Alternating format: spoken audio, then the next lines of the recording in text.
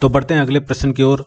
दास्ता के विषय पर अरस्तु के विचारों पर 300 शब्दों में समालोचनात्मक विश्लेषण कीजिए। अरस्तु के विचार पूछे गए हैं दास्ता के विषय के ऊपर। उत्तर में हम देखते हैं, प्राचीन ग्रीक दार्शनिक अरस्तु ने अपनी कृति पॉलिटिक्स में दास्ता को एक स्वाभाविक और अपरिहार्य सामाजिक व्यवस्था के रूप में प्रस्तुत किया। उन्होंने कहा कि दास्ता स्वाभाविक है, ये नेचुरल है, होनी ही है, अपने आप आएगी, अपरिहार्य है, इसे टाला नहीं जा सकता। उन्होंने तर्क दिया कि कुछ लोग जन्म से ही दास बनने के लिए पैदा होते हैं, जबकि कुछ लोग जन्मजात शासक होते हैं। उनके अनुसार दास्ता एक प्राकृतिक प्रक्रिया है और यह मालिक और दास दोनों के लिए लाभकारी होती है। यानी ये दोनों के लिए लाभकारी है, मालिक के लिए भी और दास के लिए भी।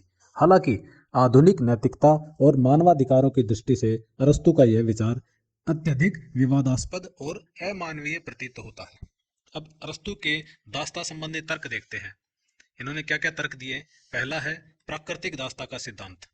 अरस्तु के अनुसार कुछ लोग मानसिक रूप से दुर्बल और शारीरिक रूप से सक्षम होते हैं।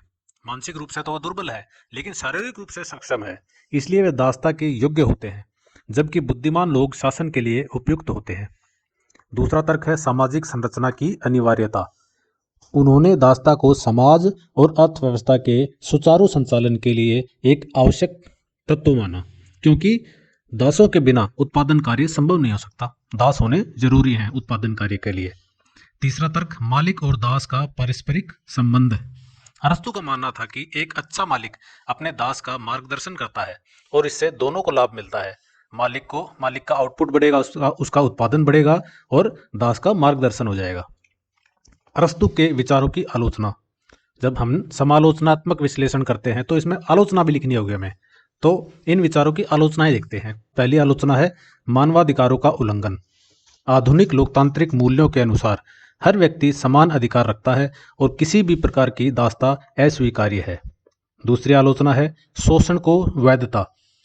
अरस्तु के विचार दासों के शोषण को एक प्राकृतिक प्रक्रिया के रूप में प्रस्तुत करते हैं, जो नैतिक रूप से अनुचित है। तीसरी आलोचना समाज में असमानता को बढ़ावा देती है। यह विचार मनुष्यों को जन्म से ही ऊंच नीच में विभाजित करता है, जिससे सामाजिक अन्याय को बढ़ावा मिलता है। अंत में हम उत्तर का निष्कर्ष लिखेंगे। अरस्तु के दास्ता संबंधी विचार उनके समय की सामाजिक और आर्थिक परिस्थितियों के अनुरूप थे, लेकिन आधुनिक दृष्टिकोण से यह विचार पूरी तरह अस्वीकार्य है।